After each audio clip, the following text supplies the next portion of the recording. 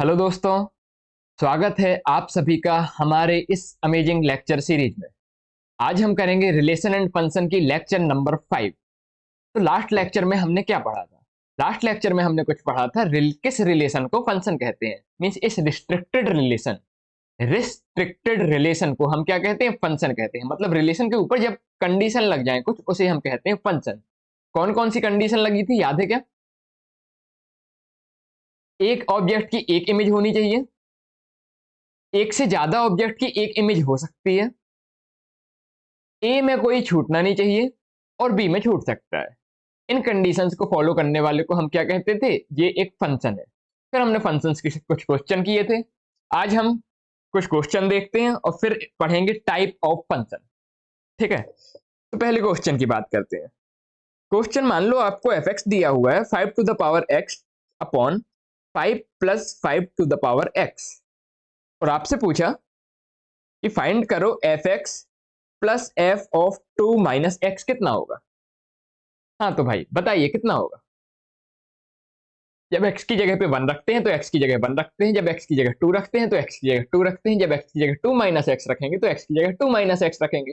तो F x हमें पहले से पता है, एफ ऑफ 2 माइनस एक्स की हम वैल्यू निकाल लेंगे, दोनों को ऐड कर देंगे, आंसर आ जाएगा। बहुत ईजी। लास्ट क्लास में हमने ऐसे काफी क्वेश्चंस किए हुए हैं। ठीक है, जल्दी से 15 सेकंड में आंसर दीजिए।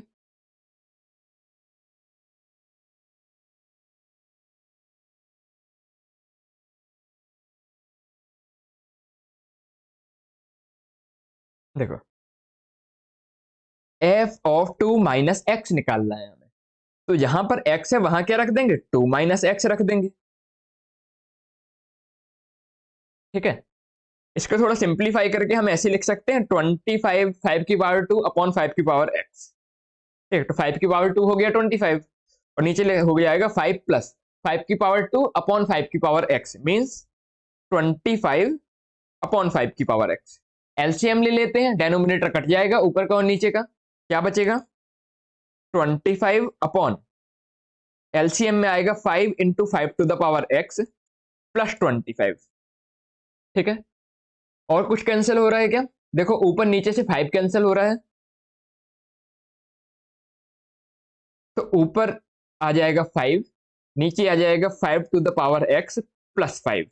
ये क्या आ गया हमारा? ये f ऑफ 2 माइनस एक्स आ गया। अब क्वेश्चन ने हमसे पूछा है कि f of x plus f of 2 minus X कितना होगा। तो देखो, f ऑफ x की वैल्यू हमें पता है कितनी है, 5 to the power x upon 5 plus 5 to the power x, plus f of 2 minus X की वैल्यू हमने निकाल ली है, that is 5 upon 5 to the power x plus 5। LCM लेंगे तो डेनोमिनेटर आ जाएगा 5 to the power x plus 5, ऊपर आ जाएगा 5 to the power x plus 5, और ऊपर और नीचे वाले कैंसिल होंगे, आंसर कितना आ जाएगा? 1। आएगा क्या समझ में? बहुत ही सिंपल क्वेश्चन था। अब सिंपल क्वेश्चन था तो क्वेश्चन ये नहीं था, सिंपल क्वेश्चन तो हम लास्ट क्लास में कर चुके हैं। क्वेश्चन ये था कि यदि f ऑफ x इतना है तो बताओ f of 1/40 plus f of 2/40 plus f of 3/40 plus dot dot dot f of 79/40 कितना होगा। ठीक है, क्वेश्चन था फंक्शन है यदि 5 to the power x upon 5 plus 5 to the power x, तो f of 1/40 plus f of 2/40 plus f of 3/40 plus dot dot dot f of 79/40 कितना होगा। क्वेश्चन लिख लीजिए, और ये क्वेश्चन आपको ट्राई करने के लिए पर्याप्त टाइम दिया जाएगा। उम्मीद है अब तो आप मेरी आवाज के साथ और एसेंट के साथ हैबिचुअल हो गए होंगे। तो अब हम बहुत ही स्पीड से हमारे चैप्टर्स को बढ़ा सकते हैं।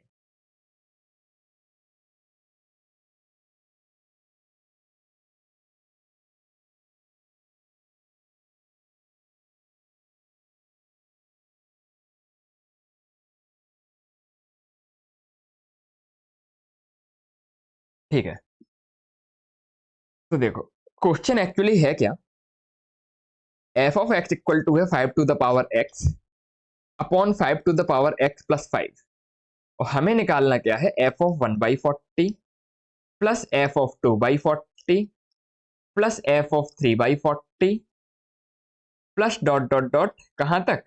एफ ऑफ 79/40 तक। ठीक, अभी लास्ट क्वेश्चन से हमें एक रिजल्ट मिला। क्या रिजल्ट मिला कि F of x plus F of 2 minus X कितना होता है? 1 होता है। तो देखो, ये रिजल्ट इस क्वेश्चन को करने में काम आएगा। कैसे? देखो, यदि हम बोलें कि x को 2 माइनस एक्स के साथ जोड़ा जाए तो कितना आता है? 2 आता है। ठीक, तो इन दोनों चीजों में यदि हमने फंक्शन लगा दें तो F of x plus F of 2 minus x आता है 1। ऐसे ही यदि 1/40 को 79/40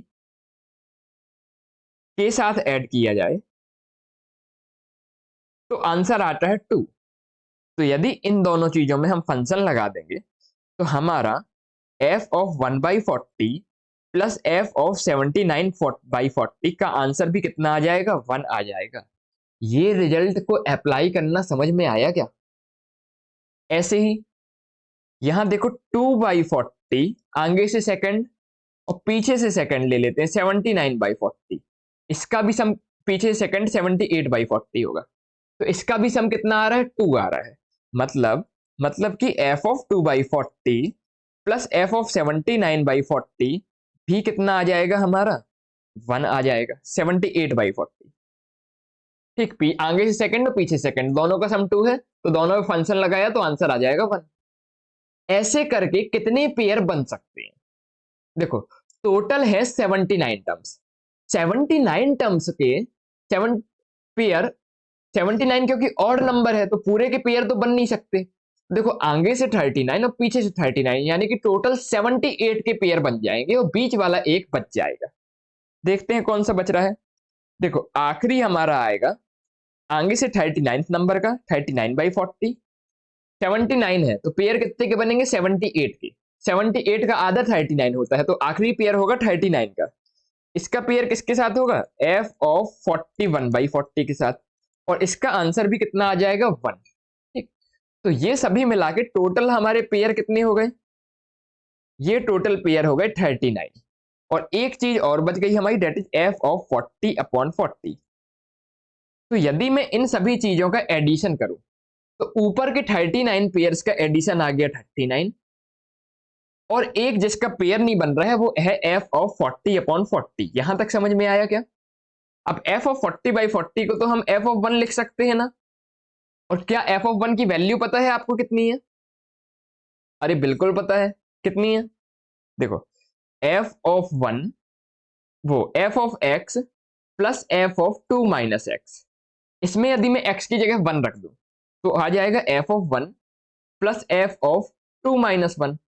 और f of x plus f of 2 minus X की वैल्यू होती है 1। तो f of 1 plus f of 2 minus 1 की वैल्यू कितनी आ जाएगी? 1। Means f of 1 plus f of 1 की वैल्यू आ गई 1। तो यहां से f ऑफ 1 की वैल्यू कितनी आ गई? 1/2। पुट कर देते हैं यहां पर, तो इस पूरे फंक्शन की वैल्यू आ गई 39 plus f of 1। f of 1 कितना आया? 1/2। तो टोटल वैल्यू आ गई हमारी 79/2। आया क्या कुछ कुछ समझ में? ठीक है, चलो, ये हमने लास्ट क्लास का थोड़ा सा एक क्वेश्चन लेके तुम्हारे दिमाग को जगा दिया कि हाँ, हमारी क्लास चालू हो चुकी है। अब हम क्या करेंगे? नेक्स्ट टॉपिक की स्टार्टिंग करेंगे, डेट इज हमारा टाइप ऑफ फंक्शन। फंक्शन के टाइप्स के बारे में पढ़ेंगे। ये बहुत ही बेसिक फंक्शन से स्टार्ट करेंगे, बहुत ही एडवांस तक चलेंगे। बेसिक बेसिक फंक्शन तो आप 11th में पढ़ के आए हुए हैं, फिर से देख लेते हैं, क्योंकि यदि नहीं पढ़ा होगा तो आपको 12th का कुछ समझ में नहीं आएगा। तो देखो, अलजेब्रिक फंक्शन आता है हमारा पहला फंक्शन। पहला फंक्शन का नाम क्या है? Algebraic function. अलजेब्रिक फंक्शन किसे कहते हैं? ऐसे फंक्शन जिसमें अलजेब्रिक ऑपरेटर लगे हुए हैं। कहां पर? वेरिएबल और कॉफिशिएंट के बीच में। इनको हम क्या बोलते हैं? इनको हम बोलते हैं अलजेब्रिक फंक्शन। आया क्या समझ में? एग्जाम्पल के लिए हमारा हो गया x² + 3, x³ -x + 7, x + 2। ये सभी क्या हो गए? हमारे अलजेब्रिक फंक्शन हो गए। ठीक, बहुत ही इजी। दूसरे टाइप का फंक्शन होता है हमारा पॉलिनोमियल फंक्शन। पॉलिनोमियल फंक्शन किसे कहते हैं? पॉलिनोमियल फंक्शन ऐसे फंक्शन होते हैं जिनकी डिग्री नेगेटिव नहीं हो सकती। मीन्स नॉन नेगेटिव डिग्री वाले फंक्शन, इनको हम क्या बोलते हैं? पॉलिनोमियल फंक्शन बोलते हैं। अच्छा, अलजेब्रिक फंक्शन और पॉलिनोमियल फंक्शन में डिफरेंस क्या हुआ? अलजेब्रिक फंक्शन में डिग्री नेगेटिव हो सकती है, पर पॉलिनोमियल फंक्शन में डिग्री नेगेटिव नहीं हो सकती। तो जब पॉलिनोमियल फंक्शन में डिग्री नेगेटिव हो सकती है, नहीं हो सकती है, तो ये हमेशा कैसे रहेंगे?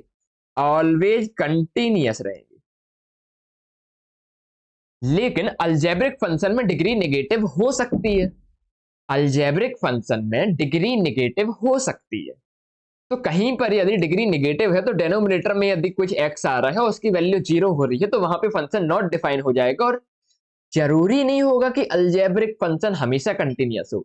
ऐसी सिचुएशन में जब डेनोमिनेटर 0 हो रहा होगा, अलजेब्रिक फंक्शन हमारा डिसकंटिन्यूअस भी हो सकता है, ठीक है, लेकिन पॉलिनोमियल फंक्शन हमेशा कंटिन्यूअस रहेगा। तो दोनों में यदि डिफरेंस की बात की जाए तो हम बोल सकते हैं कि every polynomial function is an algebraic function, but every algebraic function is not a polynomial function. कौन से अलजेब्रिक फंक्शन पॉलिनोमियल फंक्शन नहीं कहलाएंगे? जिनकी डिग्री नेगेटिव होती है, ठीक है। तो ये भी बहुत बेसिक सा फंक्शन है। इसके एग्जाम्पल की यदि बात करें तो 2x² प्लस एक्स, ये क्या हो गया हमारा? पॉलिनोमियल फंक्शन का एग्जाम्पल हो गया। 7x⁶ plus x² minus x³ क्या हो गया? पॉलिनोमियल फंक्शन का एग्जाम्पल हो गया। 2x² माइनस 1/x, ये क्या हुआ? ये पॉलिनोमियल फंक्शन नहीं हुआ, नॉट पॉलिनोमियल फंक्शन। क्यों ये पॉलिनोमियल फंक्शन नहीं हुआ? क्योंकि यहां पर देखो x की डिग्री नेगेटिव हो गई, लेकिन पॉलिनोमियल फंक्शन उन फंक्शन को बोलते हैं जिनकी डिग्री क्या होती है? नॉन नेगेटिव होती है। बात करते हैं तीसरे टाइप के फंक्शन की। तीसरे टाइप के फंक्शन का हमारा नाम है फ्रैक्शनल रेशनल फंक्शन, या फिर सिंपली बोल दो इसको रेशनल फंक्शन। ये कौन से फंक्शन होते हैं? ऐसे फंक्शन जो कि px अपॉन qx के फॉर्म में रहते हैं, इनको हम बोलते हैं रेशनल फंक्शन। जहां पे px क्या होगा? px हो गया हमारा पॉलिनोमियल, और qx भी क्या हो जाएगा? पॉलिनोमियल होगा। लेकिन डेनोमिनेटर के साथ हमेशा एक कंडीशन रहती है, क्या? डेनोमिनेटर 0 के बराबर नहीं होना चाहिए, नहीं तो फंक्शन हो जाएगा हमारा कैसा? Not defined. इसके एग्जाम्पल की बात करें, एग्जाम्पल मान लो x² प्लस 1 प्लस 1/x है, तो ये रेशनल फंक्शन है कि नहीं? कैसे पता करेंगे? एलसीएम ले लेंगे। एलसीएम ले लेंगे तो ये आ जाएगा x³ plus x plus 1 upon x के बराबर। अब देखो, ऊपर वाला भी पॉलिनोमियल, नीचे वाला भी पॉलिनोमियल, तो पूरे फंक्शन को मिला के हम बोल सकते हैं ये एक रेशनल फंक्शन है। ये तो थी बहुत ही इजी इजी सी बच्चों वाली बातें, ठीक है। इन इजी इजी सी बातों पर एक क्वेश्चन देख लेते हैं। आप इसको बिल्कुल ले ट्राई कीजिए, मैं हमेशा बोलता हूं आप अप्रोच करके देखो, ठीक है, मत देखो, कुछ मैं करके बता देता हूं। एक पॉलिनोमियल फंक्शन है px equal to x³ plus ax² plus bx plus c, be a polynomial such that p of 1 equal to 1, p of 2 equal to 2, p of 3 equal to 3, then p4 equal to कितना? ठीक, तो इसको भाई कैसे solve कर सकते हैं? देखो, ये जो फंक्शन है, इस फंक्शन को देख के हमें पता लग रहा है ये है एक क्यूबिक फंक्शन, और क्यूबिक फंक्शन की रूट्स हमें पता होते हैं, कितने होते हैं? 3, ठीक। अब देखो, ये p1 इक्वल टू जो 1 दिया हुआ है, p2 इक्वल टू जो 2 दिया हुआ है, p3 इक्वल टू जो 3 दिया हुआ है, इसको मैं कुछ ऐसे लिख सकता हूं, p1 minus 1 equal to 0, p2 minus 2 equal to 0, p3 minus 3 equal to 0, ठीक है। अब इन तीनों को एनालाइज करके मैं कुछ जनरल फंक्शन लिख सकता हूं ऐसे, px minus x equal to 0। अभी तक देखो, ये पॉलिनोमियल फंक्शन था, लेकिन अब इसको इक्वल टू 0 के फॉर्म में लिख दिया। जब इसको इक्वल टू 0 के फॉर्म में लिख दिया तो ये क्या बन गया? पॉलिनोमियल इक्वेशन बन गया। अब ये जो पॉलिनोमियल है, इसकी हाईएस्ट डिग्री क्या है? 3 है, तो इसके रूट्स हम बता सकते हैं कितने होंगे? 3 होंगे। यहां तक कोई समस्या? इस पॉलिनोमियल इक्वेशन के रूट्स 3 होंगे। अच्छा, इस पॉलिनोमियल इक्वेशन में यदि x की वैल्यू हम 1 रखते हैं तो 0 आता है, तो 1 एक रूट कहलाया। x की वैल्यू 2 रखते हैं तो 0 आता है, तो 2 भी क्या कहलाया, एक रूट कहलाया। और 3 रखते हैं तो भी 0 आता है, तो 3 भी क्या कहलाया, एक रूट कहलाया। अब मुझे ये बताओ, बचपन में जब हम ऐसा लिखते थे, मान लो कोई इक्वेशन है हमारी X square minus 3x plus 2 equal to 0, और इसके हमें रूट पता होते थे 1 और 2, तो इस इक्वेशन को हम रूट के फॉर्म में लिख सकते थे x minus 1 into X minus 2, कुछ ऐसा।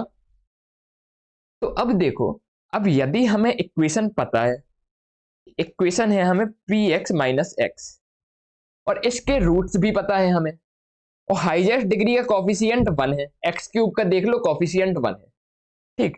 तो इसको इसके रूट के फॉर्म में लिख सकते हैं कि x minus 1 into X minus 2 into X minus 3। अब क्वेश्चन ने हमें पूछा क्या है, P4 की वैल्यू पूछी है, तो P4 की वैल्यू निकालने के लिए मैं x की वैल्यू कितनी रख दूं, 4 रख दूं, तो P4 माइनस 4 आ जाएगा हमारा 4 minus 1 into 4 minus 2 into 4 minus 3।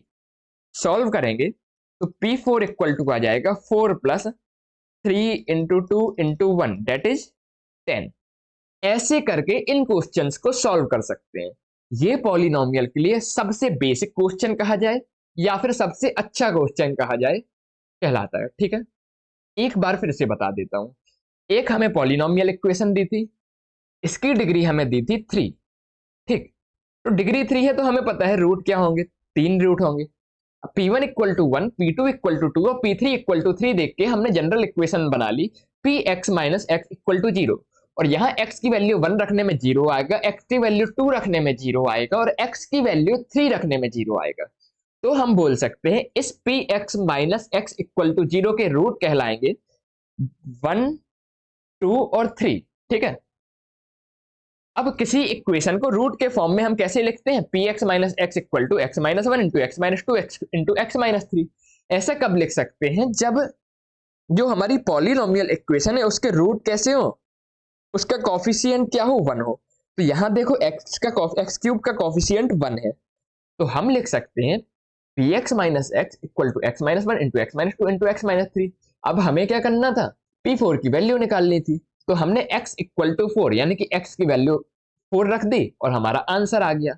आया क्या समझ में, बहुत ही इजी क्वेश्चन है, ठीक है। 10th क्लास के लेवल का क्वेश्चन है, आईसीएससी में तो ऐसे क्वेश्चन भरे पड़े रहते हैं। लेकिन 10th में क्या होता था, ये क्वेश्चन का हम एक बार सॉल्यूशन देख लें तो हमें बनने लगता है। 12th में हमें क्वेश्चन का सॉल्यूशन बिना देखे नए टाइप के क्वेश्चन को अप्रोच करने आना चाहिए, बस इतना ही डिफरेंस होता है, इतना ही लेवल बढ़ जाता है, ठीक। आया समझ में, यदि समझ में आया तो इस नेक्स्ट क्वेश्चन को आप लोग सॉल्व करेंगे। बिल्कुल का बिल्कुल सेम है, बस थोड़ी सी लेंथ को बढ़ा दी गई है। आपका टाइम स्टार्ट हो चुका है और मुझे उम्मीद है सभी बच्चे जिनने लास्ट क्वेश्चन को समझा होगा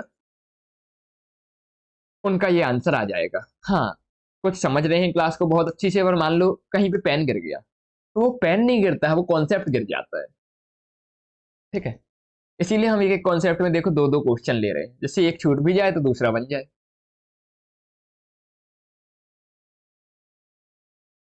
यदि आपने पिछला क्वेश्चन बहुत अच्छी से समझा है तो आपका आंसर आ चुका होगा।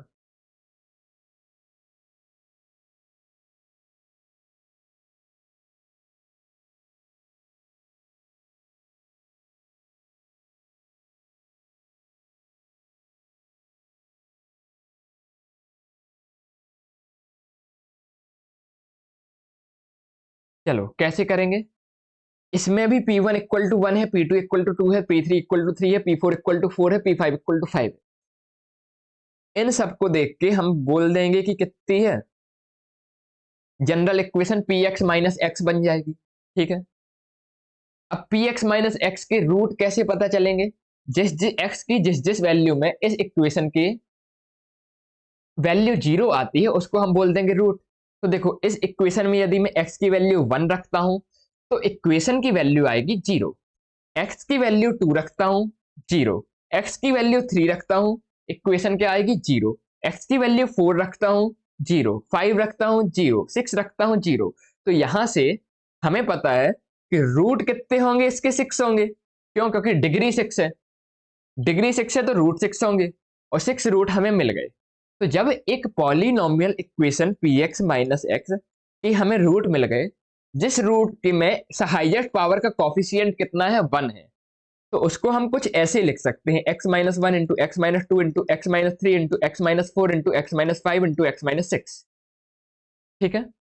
अब क्वेश्चन ने हमसे पूछा है क्या, P7 की वैल्यू निकालनी है, तो x की जगह हम क्या रख दें, 7 रख दें।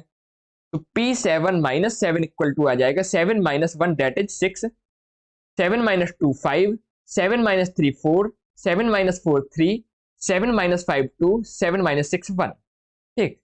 तो P7 इक्वल टू आ गया 7 प्लस ये पूरा क्या कहलाता है, ये कहलाता है हमारा 6 फैक्टोरियल, और 6 फैक्टोरियल की वैल्यू होती है 720, याद है हमें। तो P7 हमारा कितना आ गया, 727। आया क्या समझ में? ये थे हमारे बहुत ही बेसिक बेसिक बेसिक टाइप के फंक्शन। ठीक। एक बार ऊपर से नीचे तक देख लो, फिर थोड़ा सा लेवल बढ़ाते हैं और चलते हैं एक्सपोनेंशियल फंक्शन की तरफ।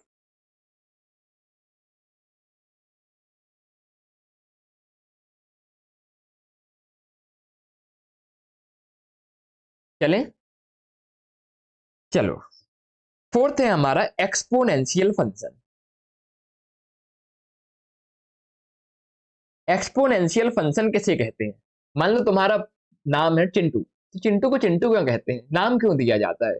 इसकी कुछ प्रॉपर्टी है, इसका मुंह ऐसा है, इसकी आंख ऐसी है, इसलिए हम चिंटू नाम बुलाएंगे तो ये वाला आ जाएगा। ऐसे ही फंक्शन का नाम देते हैं, तो फंक्शन की भी कुछ प्रॉपर्टी होगी। क्या प्रॉपर्टी होगी देख लेते हैं। देखो, एक फंक्शन एफ एक्स है यदि equal to A to the power X, एक function F X equal to A to the power X, इसको हम एक्सपोनेंशियल फंक्शन कहेंगे जब ए की वैल्यू 0 से बड़ी होगी, ए की वैल्यू 1 के बराबर नहीं होगी, और x belong to real number होगा। Means A greater than 0, A not equal to 1 and x belong to real number. लिख लेते हैं, F X equal to A to the power x is said to be exponential function if and only if A is greater than 0, A 0 से बड़ा होगा, A not equal to 1, A 1 के बराबर नहीं होगा, और x belong to real number, जब x real number की में बिलोंग करेगा। ठीक है। ऐसे फंक्शन को हम बोलेंगे एक्सपोनेंशियल फंक्शन। एग्जाम्पल की यदि बात करें तो 2 की पावर x, ये एक्सपोनेंशियल फंक्शन है क्या? कंडीशन चेक करो, a ग्रेटर देन 0 है, बिल्कुल है, a नॉट इक्वल टू 1 है, बिल्कुल है, तो ये हो गया एक्सपोनेंशियल फंक्शन। 2 की power minus x exponential function होगा क्या? ये आपको चेक करना है।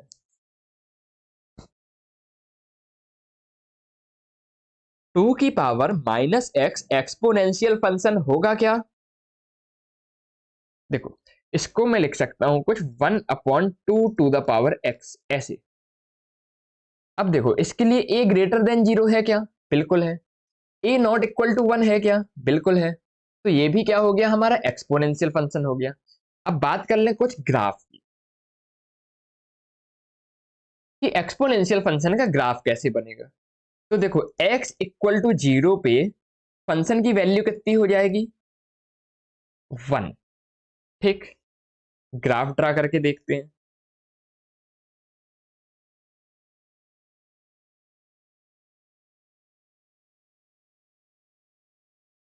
a की पावर x का ग्राफ ड्रा कर रहे हैं।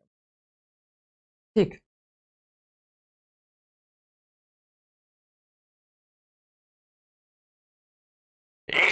Sorry everyone. F X equal to A to the power X का ग्राफ ड्रा कर रहे हैं। ठीक। ए की वैल्यू 0 से बड़ी होनी चाहिए और ए की वैल्यू 1 के बराबर नहीं हो सकती। तो देखो, ऐसे दो केस हो सकते हैं। पहला केस, ए की वैल्यू कुछ 1 से बड़ी हो, जैसे 2 हो गई। देखो, ए 0 से बड़ा है और ए 1 के बराबर नहीं है। तो इस केस में जैसे जैसे x बढ़ता जाएगा, 2 की पावर 1, 2 की पावर 2, 2 की पावर 3, वैसे वैसे फंक्शन की वैल्यू बढ़ती जाएगी। तो इस केस का जो ग्राफ बनेगा कुछ ऐसा बनेगा।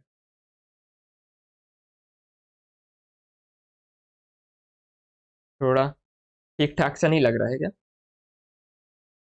ठीक ठाक सा बनाओ।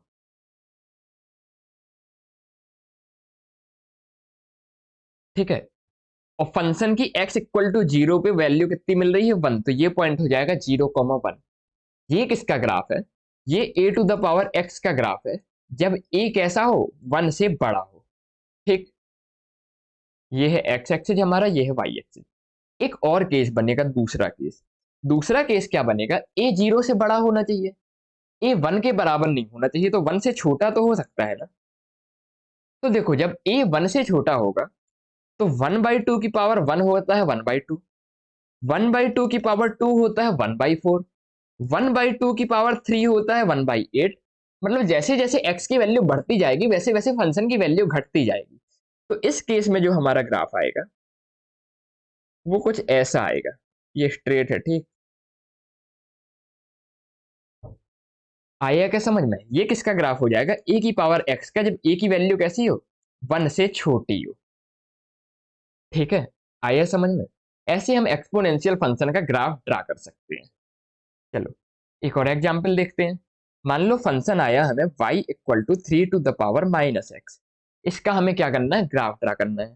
तो इसको हम लिख सकते हैं 1/3 टू द पावर x। अब a क्या कैसा है? 1 से छोटा है।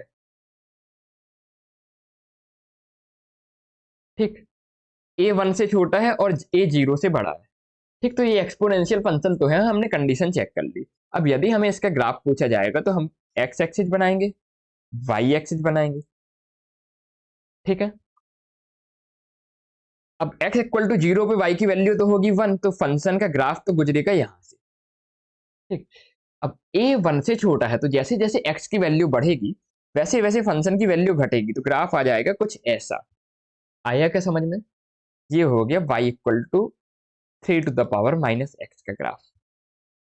ठीक है, इतना समझ में आया? आगे चलें। चलो एक क्वेश्चन देता हूं, एक्सपोनेंशियल फंक्शन का ही है। Find relation in x comma y comma z if 2 to the power x equal to 3 to the power y equal to 6 to the power z। हमें दिया गया है 2 की पावर x है, 3 की पावर y है और 6 की पावर z, ये आपस में बराबर है, x y z में रिलेशन निकालना है। ऐसे क्वेश्चन हमने बचपन में बहुत पढ़े हैं, बचपन में मतलब 10th क्लास में। बस वहां पे क्या होता था, हम सॉल्यूशन देखते थे, आंसर समझ में आ जाता था।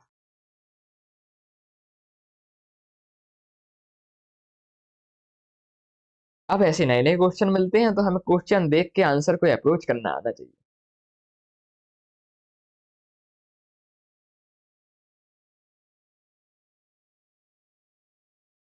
जिसको क्लिक किया कोई बात नहीं, जिसको क्लिक कर गया अच्छी बात है, जिसको नहीं किया कोई बात नहीं। ठीक है, हम क्या देखेंगे, हम अलग अलग अप्रोचेस देखते जाएंगे, जिससे इतने सारे क्वेश्चन देख लेंगे कि देख के हमें क्लिक करना आना चाहिए। ठीक है, तो देखो यहां पर दिया है हमें 2 की पावर x इक्वल टू 3 की पावर y इक्वल टू 6 की पावर z।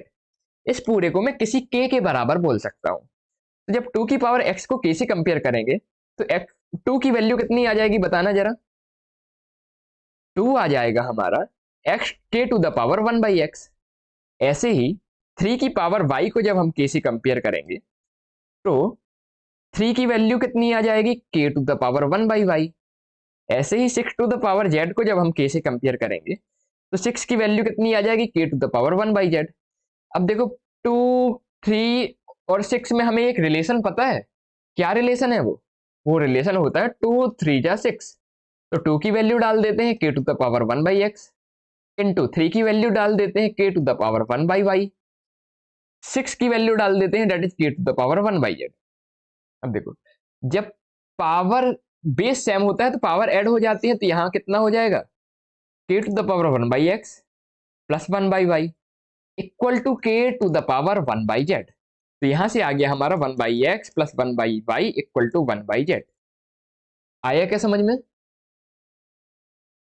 ये थे एक्सपोनेंशियल क्वेश्चन। ठीक, अब बात करते हैं थोड़ी डरावनी चीज को। और डरावनी चीज क्या है? वो चीज जिससे सभी लोगों को डर लगता है, डेट इज लॉगरिथमिक फंक्शन।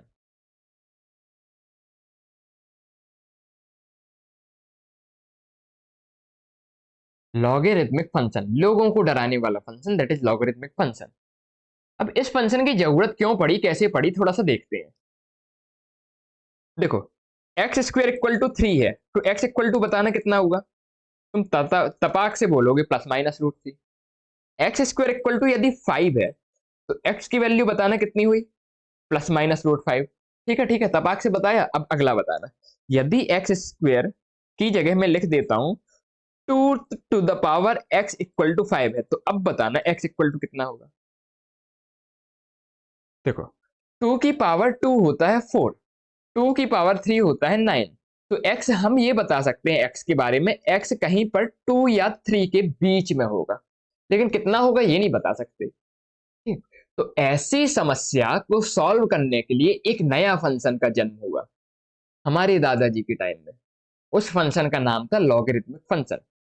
उस फंक्शन ने क्या बोला कि यदि 2 to the power x equal to 5 होगा, तो x बोलोगे, x होगा log of 5 to the base 2।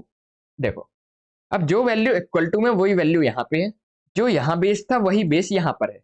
x क्या था, पावर है, x क्या था, पावर थी। तो x की जो वैल्यू ये लॉग में दी गई हुई है, ये एक्चुअली में है क्या, ये एक पावर है। किसके ऊपर पावर है, अपने बेस के ऊपर। बेस के ऊपर ये पावर लगाने से कितना आएगा, 5 आ जाएगा। आया क्या समझ में। अब इसको रीड कैसे करोगे, इसको रीड करोगे कुछ log ऑफ 5 टू बेस 2, इस फॉर्म में समझ में आया क्या। देखो, 2 की पावर x इक्वल टू 5 है, तो x कितना होगा हमें नहीं पता था। इस चीज को सॉल्व करने के लिए आया हमारा, इसको इस स्टेटमेंट को भी लिख देता हूं, to solve such exponential function.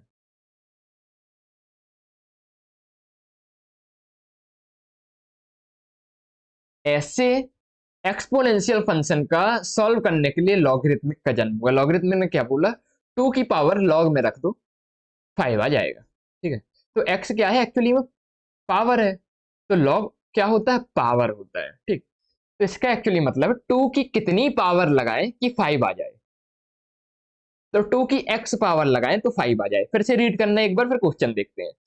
2 की कितनी पावर लगाएं कि 5 आ जाए, 2 की x पावर लगाएं तो 5 आ जाए। अब देखो, यदि ऐसा लिखा है तो इसका मतलब क्या है, 2 की कितनी पावर लगाएं कि 4 आ जाए, 2 की 2 पावर लगा देते हैं तो 4 आ जाएगा। ठीक, 5 की कितनी पावर लगाएं कि 5 आ जाए, 5 की 1 पावर लगा देते हैं तो कितना आ जाएगा, 5 आ जाएगा। 125 की कितनी पावर लगाएं कि 5 आ जाए, 125 की कितनी पावर लगाएं कि 5 आ जाए। यदि तुरंत समझ में नहीं आ रहा है तो ऐसे कर सकते हो, 125 की कितनी पावर लगाएं कि 5 आ जाए।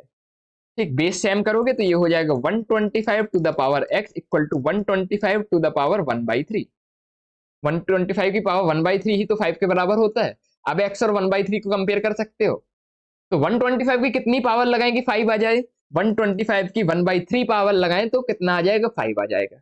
एक क्वेश्चन ऐसे ही और देता हूं, लॉग ऑफ मान लो 2 टू द पावर बेस 1/4, 1/4 की कितनी पावर लगाएंगे 2 आ जाए। इसको थोड़ा ट्राई करके देखना कैसे करोगे, 1/4 की कितनी पावर लगाएंगे 2 आ जाए। x निकालो, वैल्यू रख दो, इक्वल टू मेरा हमेशा नॉट इक्वल टू जैसा बन जाता है जल्दी जल्दी में। 1/4 की कितनी पावर लगाएंगे 2 आ जाए। अरे 12th के बच्चे हो यार, जल्दी सॉल्व करो। देखो, इसको लिख सकते हैं 1/4 to the power x equal to, LHS नहीं लिखता हूं, जगह कम है, RHS बस सॉल्व करते जाता हूं। इसको लिख सकते हो 4 की पावर 1/2, 2 को लिख दिया 4 की पावर 1/2,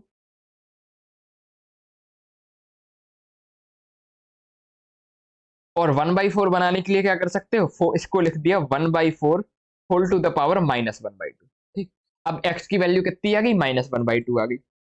ठीक, ऐसे करके हम सॉल्व कर सकते हैं। आया क्या कुछ कुछ समझ में। कुछ कुछ जनरल बात कर लेते हैं। अच्छा यार, तुमको ये सब तो दिख ही नहीं रहा होगा, सॉरी शक्तिमान, फिर से बता देता हूँ, फिर से देख लो, गायब हो गया मैं। 125 की पावर x इक्वल टू 5, तो x कितना 1/3, कुछ समझने वाली बात ही नहीं है। दूसरा क्वेश्चन हमने क्या किया कि 1/4 की पावर कितनी होगी 2i, तो 1/4 की पावर -1/2 होगी, तब जाके 2 आएगा हमारा। ठीक, आगे चलते हैं। तो लास्ट स्लाइड में हमने क्या सीखा, 2 की पावर x इक्वल टू 5 में x कितना होगा, इस चीज को सॉल्व करने के लिए लॉग का जन्म हुआ। लॉग ने बोला कि x होगा log of 5 to the base 2। अब इसको यदि हम जनरल लैंग्वेज में लिख दें, तो यदि एक्सपोनेंशियल फंक्शन a की power x equal to b है, तो हम बोल सकते हैं x कितना होगा, log of b to the base a होगा। ठीक, अब देखो ये कहां से आया है, ये है एक्सपोनेंशियल फंक्शन से आया है।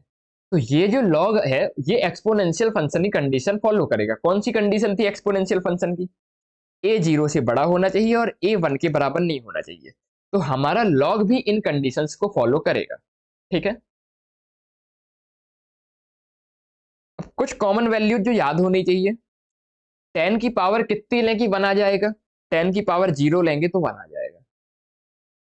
10 की पावर कितनी लेंगे 2 आ जाएगा, 10 की पावर 0.3010 लेंगे तो 2 आ जाएगा। 10 की पावर कितनी लेंगे तो 3 आ जाएगा, 10 की पावर 0.4771 लेंगे तो 3 आ जाएगा। ये मैथ्स में यूज नहीं होता है, केमिस्ट्री में यूज हो जाता है हमारे। ठीक, केमिस्ट्री में न्यूमेरिकल्स वगैरह आते हैं, वहां log 2 log 3 की वैल्यू रखनी पड़ती है। ठीक है, आगे कुछ बात कर लेते हैं प्रॉपर्टीज की। Properties of logarithm. लॉगरिथम की प्रॉपर्टी क्या क्या है, तो पहली प्रॉपर्टी की बात करते हैं, log of x to the power n base e। मतलब log of x to the power n base e, जब भी log के अंदर जो वैल्यू है उसमें कुछ पावर होगी तो क्या होगा, पावर बाहर आ जाएगी, तो ये हो जाएगा n log x base a। आई पहली प्रॉपर्टी समझ में, समझ में ये रहे हैं, मतलब रटवा रहे हैं आपको, रटवा मैं बोल दूंगा एक बार डायरेक्ट लिख के दे देता, बोल दे रहा हूं थोड़ा जल्दी याद हो जाएगा, आप मेरे साथ बोलते जाना, बोलते बोलते याद हो जाएगा। दूसरी property, log of a to the power m x, log x base to the power a to the power m, मतलब जितना बेस बड़ा होता है उतना हमारा लॉगरिथमिक की वैल्यू क्या हो जाती है, कम हो जाती है। आया क्या समझ में, बेस में पावर में था m, तो क्या आ गया, बाहर डिवाइड में आ गया, मतलब बेस जितना बड़ा वैल्यू उतनी कम। ठीक, थर्ड प्रॉपर्टी तो हम बचपन से पढ़ रहे हैं, क्या प्रॉपर्टी थी, यदि दो चीजें मल्टीप्लाई में होती हैं log of X Y to the base A, तो ये क्या हो जाती है, एडिशन में आ जाती है, तो ये हो गया log x base a plus log of y to the base a। ठीक, बात कर लेते हैं चौथी प्रॉपर्टी की, ये भी हम बचपन से पढ़ रहे हैं, जब दो चीजें डिवाइड में होती हैं log of x upon Y base a, तो क्या हो जाती हैं ये चीजें सब्ट्रैक्शन में आ जाती हैं, log of x to the base a minus log of y to the base a। ठीक, और एक दो और प्रॉपर्टी जो कम यूज होती हैं पर फिर भी देख लेते हैं, कौन सी प्रॉपर्टी बची, fifth, log of b base a। ठीक है, log ऑफ b है और बेस a है, इसको हम किसी तीसरे बेस के रेफरेंस में लिख सकते हैं। देखो कैसे लिखेंगे, log of b to the base c upon log of b to the base a, वो c आया क्या, मतलब log of b base a को लिख सकते हो आप, अरे यार ये पूरे ही गलत लिख दिया क्या, log of b base a को लिख सकते हो log of b to the base c upon log of a to the base c, मतलब एक नए बेस के लिए हम b और a को रेसिप्रोकल में लिख सकते हैं। ठीक है, बात करते हैं छठवीं प्रॉपर्टी की, यदि log पावर में है और log का बेस वही है जिसकी पावर में है, मतलब a log of x to the base a, मतलब देखो यहां पर बेस जिसकी पावर है और यहां पर log का बेस, तो जब दो जगह सेम बेस होता है तो यहां इसको डायरेक्टली हम x लिख सकते हैं। ठीक है, बात करते हैं अगली property, that is seventh property की, log of b to the base a। इसको बेस को वैल्यू के साथ चेंज कैसे करते हैं ये देख रहे हैं। ठीक, तो जब भी हम चेंज करेंगे, मतलब लॉग ए ऊपर आएगा और बी बेस बन जाएगा तो रेसिप्रोकल हो जाएगा। ठीक, मतलब बेस और वैल्यू को इंटरचेंज करने में लॉग क्या हो जाता है, रेसिप्रोकल हो जाता है। आठवीं प्रॉपर्टी की बात करें, यदि a log of b to the base c है, a log of b to the base c है, तो इस केस में हम c के अबाउट a और b को चेंज कर सकते हैं। मतलब b की पावर में आ जाएगा log of a to the base c। ठीक है, देखो a और b इंटरचेंज हो गए। log से बहुत लोगों को बहुत डर लगता है,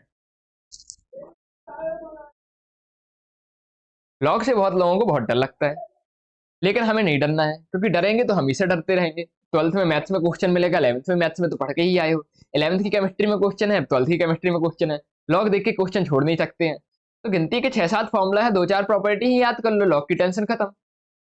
लोगों को जिससे डर लगता है उसी से तो हमें मास्टरी हासिल करनी है, तभी तो हम कंपटीशन में आगे निकल पाएंगे। जिससे लोगों को डर लगता है, हम भी डर गए तो कैसे होगा, कुछ नहीं हो पाएगा। ठीक है, तो मिलते हैं नेक्स्ट वीडियो में, लॉग के कुछ क्वेश्चन देखेंगे। तब तक के लिए जय हिंद, जय भारत।